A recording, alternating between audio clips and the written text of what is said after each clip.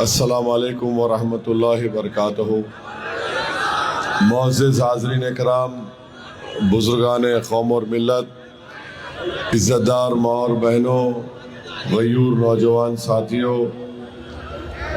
منچ پر بیٹھے ہوئے مجلس اتحاد المسلمین کے تمام ذمہ داران، جناب یوسف ملجانی صاحب نائب صدر مہاراشٹرا اور تمام مجلس اتحاد المسلمین کے 17 امیدوار، یہ میری خوش قسمتی ہے کہ میں آج دوبارہ ناگپور کو آنے کا موقع ملا اور ایک اللہ کے ولی کے آستانے کے قریب سے آپ تمام کو مخاطب کرنے کا مجھے موقع مل رہا ہے۔ میں آپ سے یہ کہنے آیا ہوں کہ 15 جنوری کے دن جو بلدیہ کے انتخابات کا متدان کا دن ہے، آپ تمام لوگ اپنے ایک ایک ووٹ کا صحیح استعمال کریے اور مجلس کے تمام امیدواروں کو اپنی دعاؤں سے اور اپنے ووٹ سے نواز کر ناگپور میں آپ کی پارٹی کی ایک لیڈرشپ کو مضبوط کریے۔ یقیناً بہت سے ڈیولپمنٹ کے ترقیاتی کاموں کو انجام دینا ہے، مگر اس بات کی تکلیف مجھے ہے کہ مرکزی وزیر نتن گڈکری کی پارلیمانی کانسٹیٹوئنسی میں یہ حصہ آتا ہے اور ناگپور میں جہاں کہیں بھی مسلم الپ سنکھیک سماج کے علاقے ہیں وہاں پر سیمنٹ روڈ کا کوئی انتظام نہیں، سیوریج لائن کا کوئی انتظام نہیں، اور پھر بہت سے ایسے تکالیف ہیں۔ تو یہ ایک الیکشن ایک بہترین موقع ہے آپ کے لیے کہ آپ اپنے ووٹ سے اپنے امیدوار کو کامیاب کریے تاکہ وہ آپ کے علاقوں میں ڈیولپمنٹ اور وکاس کا کام کروا سکے۔ میں آپ سے بار بار یہی کہہ رہا ہوں کہ الیکشن آپ کو زمینی سطح سے اپنی لیڈرشپ کو بنانے کا ایک بہترین موقع آپ کو فراہم کرتا ہے، اور مجلس اتحاد المسلمین نے ہمیشہ یہی کوشش کی کہ آپ کے ووٹ سے اپنے نمائندوں کو کامیاب کیا جائے۔ مخالفین بہت ہیں مجلس اتحاد المسلمین کے، ان کے پاس سوائے الزامات لگانے کے کچھ نہیں کہہ سکتے، مگر میں ان کے الزامات کا جواب دیتے دیتے تھک تو نہیں گیا ہوں مگر بیزار ہو چکا ہوں، کیونکہ آپ جتنا بھی ان کو سمجھائیں گے یہ سمجھتے کہ یہ بڑا کارنامہ کر رہے ہیں۔ ہم بہار میں چناؤ لڑے، بی جے پی کو ہرانے کے لیے ہم نے پیشکش کی کہ ہم کو 5 سیٹ دے دو آپ، مگر وہاں پر جو گٹھ بندھن کے لوگ تھے غرور و تکبر میں ڈوبے ہوئے تھے، انہوں نے کہا کہ آپ سے الائنس نہیں کریں گے۔ ہم نے انتخابات میں حصہ لیا، 29 اسمبلی سیٹ پر مقابلہ کیا، وہ جو 4 MLAs کو ہمارے یہ لوگ توڑ کر لے کر گئے تھے، وہ 4 کے ساتھ ہم نے اختر الایمان صاحب کی سیٹ پر دوبارہ کامیابی حاصل کی اور 5 سیٹ پر ہم جیت گئے۔ کانگریس پارٹی 60 سیٹ پر الیکشن لڑی اور ان کے صرف 6 سیٹ پر ان کو کامیابی حاصل ہوئی ہے۔ تو میں آپ کو بتا رہا ہوں کہ جو لوگ سیکولرزم کا ایک جھوٹا سیاسی نعرہ لگاتے ہیں، سب سے زیادہ نقصان اگر الپ سنکھیک سماج مسلمانوں کو کسی نے کیا، یہ جو نعرہ لگتا ہے الیکشن کے وقت کے سیکولرزم کو بچا لو، سب سے بڑے جھوٹے، سب سے بڑے دھوکہ دینے والے یہی ہوتے ہیں۔ یقیناً میں سیکولرزم میں یقین رکھتا ہوں، مگر وہ سیکولرزم جس کو بھارت کے سمویدھان میں ذکر کیا گیا ہے، یہ جو سیاسی سیکولرزم ہے یہ ہمیشہ استعمال ہوا مسلمانوں کی لیڈرشپ کو ختم کرنے کے لیے یا ان کو بننے سے روکنے کے لیے۔ یہ جو سیکولرزم استعمال ہوا، یہ لوگ جو نعرہ لگاتے ہیں اس وقت کہاں رہتے ہیں لوگ جب مسلمان بچے جیلوں میں ان کی جوانی سڑ جاتی ہے؟ کہاں رہتے ہیں لوگ جب گھروں کو توڑ دیا جاتا ہے؟ تو میرے عزیز دوستوں اور بزرگوں، میری آپ سے ایک درمندانہ اپیل ہے کہ آپ ان چیزوں پر غور کریے۔ آپ کا ووٹ بڑا قیمتی ووٹ ہوتا ہے، یہ ایک امانت ہے، اس امانت کا صحیح استعمال کریے. اور میں آپ سے گزارش کر رہا ہوں کہ مجلس اتحاد المسلمین آپ کی ایک بے باک آواز ہے. آپ نے دیکھا کہ مودی کی حکومت نے اجیت پوار کے ساتھ، شنڈے کے ساتھ، چندرا بابو نائیڈو کے ساتھ، نتیش کمار کے ساتھ بھارت کے آئین کانسٹیٹیوشن کے خلاف ایک وفق قانون کو بنایا. اس وفق قانون کو اس پارلیمنٹ کمیٹی میں ممبر تھا. 127 پیجز کی ڈائسنٹ رپورٹ میں نے دیا. اور جب پارلیمنٹ میں بل لایا گیا تھا تو میں نے پوری دلیلوں کے ساتھ مودی کی حکومت کو بے نقاب کیا، ایکسپوز کیا کہ یہ صرف اور صرف قانون مسلمانوں سے ان کی مسجدیں، درگاہیں، خانقاہوں کو چھیننے کے لیے لایا گیا. اس بل کو پھاڑ کر میں نے پارلیمنٹ کے فرش پر پھینکا.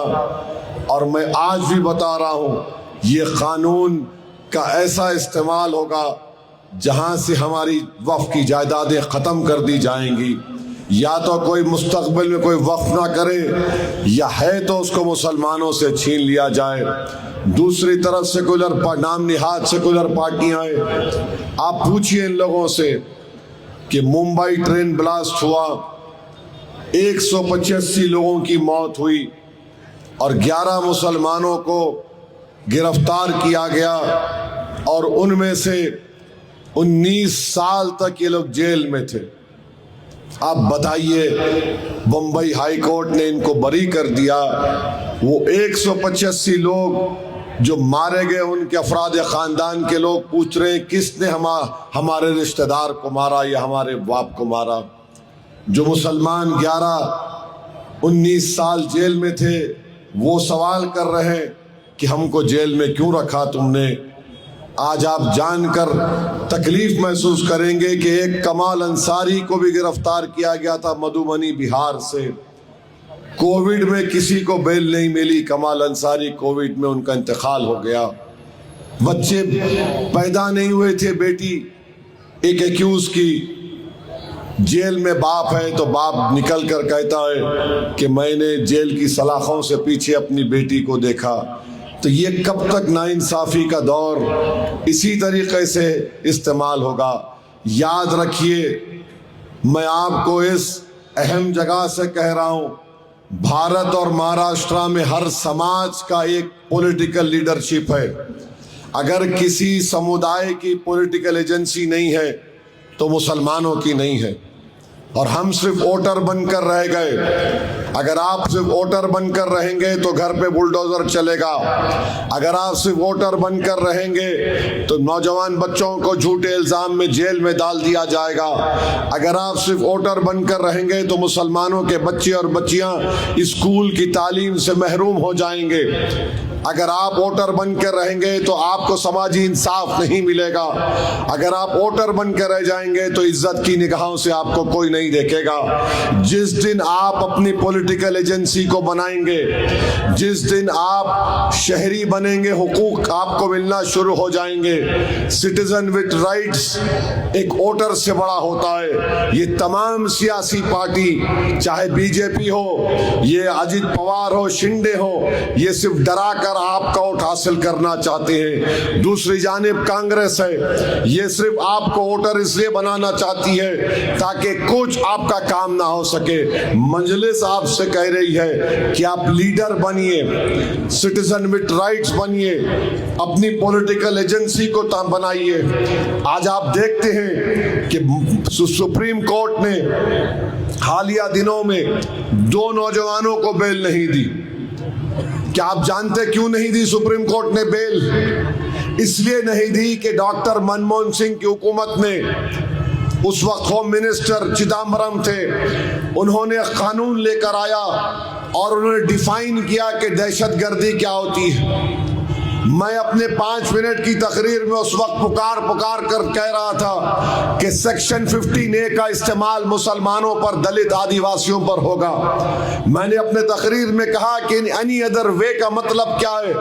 اروندھتی رائے کی رائٹنگ پر اس کو جیل میں ڈالا جا سکتا ہے. 180 دن کا ڈیٹینشن اس میں رکھا گیا کہ بغیر پولیس کسٹڈی، پولیس کو کسٹڈی ملے گی 180 دن کی. آج سپریم کورٹ نے ان دونوں بچوں کو بیل نہیں دینے کی وجہ بتائی، سیکشن 15A کہا انہوں نے. کہاں یہ کانگریس والے جو آج کہتے ہیں بڑی بڑی باتیں کرتے ہیں؟ ٹیررزم کا ڈیفینیشن لکھ دیا کہ اینی ادر وے. آپ بتائیے کیا کوئی ٹیررزم اینی ادر وے میں ہو سکتا ہے؟ 5.5 سال سے وہ بچے جیلوں میں سڑ رہے ہیں، اپنی بہن کی شادی کے لیے پیرول پر نکلتا ہے. امراوتی میں کسی کو ڈالا گیا جیل میں 3.5-4 سال. کیا قانون UAPA کا؟ اور حد تو یہ ہو گئی کہ 2019 میں امت شاہ نے UAPA کا امینڈمنٹ لایا. آپ کو معلوم کس نے اس کو سپورٹ کیا؟ وہ قانون کیا کہتا ہے؟ NIA کا ایک انسپیکٹر دلی میں بیٹھ کر ناگپور میں کسی کو بھی ٹیررسٹ بول دے گا. اس قانون کو سپورٹ کیا کانگریس پارٹی نے. میں امتیاز جلیل صاحب اپوز کیے، ووٹنگ کروائے، ہر امینڈمنٹ کے سیکشن پر ووٹنگ کرا اسپیکر کو بول کر کہ شاید کانگریس کم سے کم دیکھے گی کہ اویسی ان کو ایکسپوز کر رہا ہے، مگر کانگریس پارٹی ٹس سے مس نہیں ہوئی. میں اپنی تقریر میں کانگریس کے لوگوں سے کہا کہ میں اللہ سے دعا کرتا ہوں کہ تمہارے نیتا 1 سال 2 سال جیل کو جائیں، تم کو پتا چلے گا ہماری تکلیف کیا ہوتی ہے. تو بھڑک گئے، پورے اٹھ گئے. میں نے کہا یہی تمہارا ریاکشن ہے. جب تم پر آنچ آتی ہے تو تم دیش کو سر پہ اٹھا لیتے، اور جب ہمارے گھر برباد ہو رہے ہیں 70 سال سے، تم قانون بنا رہے ہو، ہم برباد ہو رہے ہیں. تو میرے عزیز دوستوں اور بزرگوں، میری آپ سے اپیل ہے کہ نریندر مودی نے جو قانون بنایا اور آج جو ظلم ہو رہا ہے، جو نشانے پر مسلمان کو رکھ دیا گیا، ایک نفرت کا بازار عام کر دیا گیا، ہماری زندگی کی کوئی قیمت نہیں، ہماری خوشیوں کی کوئی ہمارے کو موقع نہیں ملتا. ہر طرف یا تو بنگلہ دیشی ہیں، یا تو پھر آتنکوادی ہیں، یا تو پھر فلاں ہیں. آخری اس دور کا خاتمہ اسی وقت ہوگا جب بھارت کے مسلمان اپنے مقدر کے فیصلے کریں گے. اور آپ اگر یہی سمجھیں گے نہیں یہ آئے گا وہ پارٹی، کوئی کسی کو آپ سے محبت نہیں ہے، صرف تمہارے ووٹ سے ہے. ووٹ حاصل ہو گیا اس کے بعد خاموش، رفو چکر، کوئی پلٹ کے پوچھتا نہیں. جا کر بھارت کے کونے کونے میں دیکھ کر آ رہا ہوں، جس دن مسلمان کھڑے ہوگا اور اپنی لیڈرشپ کو بنائے گا، ہم اپنے فیصلے کریں گے، ہم ایک ڈھال بن سکتے ہیں. تو میری آپ تمام صدمن گزارش ہے کہ 15 تاریخ کے دن آپ اپنے کے کوڈ کا استعمال کریے. رہا سوال یہ BJP کے لوگوں کا جو مسلمانوں سے نفرت کی باتیں کرتے ہیں، ان کی زبان نہیں کھلتی ٹرمپ اور چائنا کے اوپر، ان کی زبان نہیں کھلتی. ٹرمپ بول رہا کہ مودی مجھ سے بولا یس سر پلیز. بولو کیا مودی نے کہا یس سر پلیز؟ مگر نہیں. چائنا نے آپریشن سندور میں پاکستان کو پورے سیٹلائٹ امیجز دیے، زمین اور آسمان پر پورے بھارت کے ایئرکرافٹ دکھایا، اس نے اپنے ایئرکرافٹ دیے. آج اس چائنا کو جو آپریشن سندور میں پاکستان کی مدد کیا، آج نریندر مودی کی سرکار ریڈ کارپیٹ ویلکم چائنا کو دے رہی ہے کہ آئیے بھارت میں انویسٹ کریے. کیا بے شرمی ہے یہ، کیا بے شرمی ہے یہ کہ جو ہمارے پڑوسی ملک ایک آتنکوادیوں کو پروموٹ کرتا ہے، اس کی چائنا کی آرمی پاکستان کو پوری مدد کر رہی ہے. ہم یہاں بیٹھ کر بول رہے ویلکم ٹو انڈیا. آئیے چند دن گزاریے، پیسے لگائیے بھارت میں. آپ بتائیے یہ حال ہے BJP کا. اور یہاں پر آیا ہوں، یہ ایک تاریخی سرزمین ہے، یہاں پر بابا صاحب امبیڈکر نے اپنا دھرم بدلا تھا اور دنیا کو بتا دیا کہ کیا ہوتا ہے منوواد، کیا ہوتا ہے. تو میرے عزیز دوستوں اور بزرگوں، کیونکہ وقت بالکل ختم پر ہے، مجھے امراوتی سے اب لوگ گاڑی سے آنے میں تھوڑا دیر ہو گئی، مگر آپ تمام کا شکریہ کہ اتنی بڑی تعداد میں، ہزاروں کی تعداد میں آپ یہاں پر آئے. میں آپ سے گزارش کر رہا ہوں کہ 15 تاریخ کے دن پتنگ کے نشان پر بٹن دبا کر آپ اپنے اتحاد کو اور اپنے سیاسی شعور کو کامیاب کریے. مجلس اتحاد المسلمین کی یہاں کی یونٹ کو آپ اپنے دعاؤں سے مضبوط کریے، ان کی ہمت افزائی کریے تاکہ یہ اور بے باک طریقے سے آپ کی خدمت کر سکے. میں آپ تمام کا شکر گزار ہوں. بہت بہت شکریہ.